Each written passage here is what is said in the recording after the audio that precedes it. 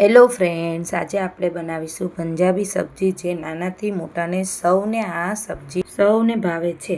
અને આના માટે મેં અહીંયા વેજીટેબલ જે યુઝ કરેલા છે સબ્જી બનાવવા માટે, તેમાં છે એક મીડિયમ સાઇઝનું બટેકું છે, એક ગાજર લીધેલું છે અને 10થી 12 કાજુના ટુકડા લીધેલા છે અને અડધો વાટકો મેં અહીંયા બોઇલ કરેલા વટાણા લીધેલા છે. આ બધા વેજીટેબલ્સને મેં ચોપ કરીને લીધેલા છે. ત્યાર પછી આને મેં એક ફ્રાય પેનમાં ગરમ તેલ કરવા મૂકેલું છે. તેમાં ગોલ્ડન બ્રાઉન થાય ત્યાં સુધી આપણે તેને ફ્રાય કરી લેવાના છે, ગાજર અને બટાકાને, અને ત્યાર પછી કાજુને.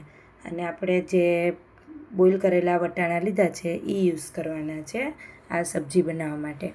આ વેજીટેબલ્સ ફ્રાય થઈ જાય ત્યાર પછી તમે જોઈ શકો છો કે અહીંયા મેં બધા વેજીટેબલ્સ ફ્રાય કરીને રેડી કરી લીધા છે. અને ત્યાર પછી આપણે આ સબ્જી બનાવવા માટે અહીંયા મારે ગ્રેવી બનાવવાની છે. તેમાં મેં અહીંયા એક વાટકો ડુંગળીની ગ્રેવી લીધેલી છે, એક વાટકો ટમેટાની ડુંગળી લીધેલી છે, 10-12 કાજુના ટુકડાની ગ્રેવી લીધેલી છે અને આદુ લસણની 1 ચમચી મેં પેસ્ટ રેડી કરીને લીધેલી છે. આ બધું રેડી થઈ જાય ત્યાર પછી મારે અહીંયા સબ્જીના વઘાર માટે મેં અહીંયા થોડા ઇન્ગ્રીડિયન્ટ્સ લીધેલા છે. 2 એલચી છે, 1 તજનો ટુકડો છે, 2 લવિંગ છે, કિચન કિંગ મસાલો છે, આખું જીરું છે, હિંગ છે, હળદર છે અને 2 ચમચી મરચું પાવડર લીધેલું છે. ત્યાર પછી મેં એક ફ્રાય પેનમાં 2 મોટા ચમચા તેલ ગરમ કરવા મૂકેલું છે.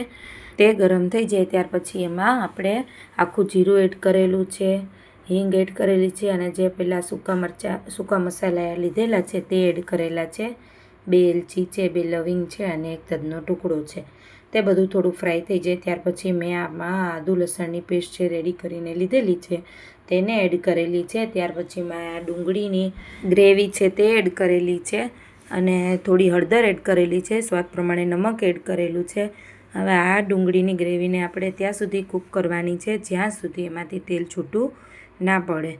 તમે જોઈ શકો છો અહીંયા તેલ છૂટું પડી ગયું છે. ત્યાર પછી મેં ટમેટાની ગ્રેવી એડ કરેલી છે અને તેને આપણે સરસ કૂક થવા દેવાની છે. અને તેમાં મેં જોડે કાજુની જે ગ્રેવી બનાવેલી છે તેને એડ કરેલી છે. ત્યાર પછી એમાં લાલ મરચું એડ કરેલું છે, કિચન કિંગ મસાલો એડ કરેલો છે. હવે આ બધાને સરસ આપણે મિક્સ કરીને ચમચાની મદદથી ત્યાર પછી આપણે એનું ઢાંકણ બંધ કરીને ઢાંકીને થોડીવાર માટે સરસ તેલ છૂટું પડી જાય આ ગ્રેવીમાંથી ત્યાં સુધી એને કૂક થવા દેવાનું છે. આ તમે જોઈ શકો છો કૂક થઈ ગયું છે. ત્યાર પછી આપણે જે ફ્રાય કરેલા વેજીટેબલ્સ રેડી કરેલા છે તેને આપણે આ ગ્રેવીની અંદર એડ કરી દેવાના છે અને સરસ મિક્સ કરી લેવાના છે. મિક્સ થઈ જાય એટલે આપણે એને થોડીવાર પાછું તેલ છૂટે ત્યાં સુધી આપણે એને કૂક થવા દેવાનું છે.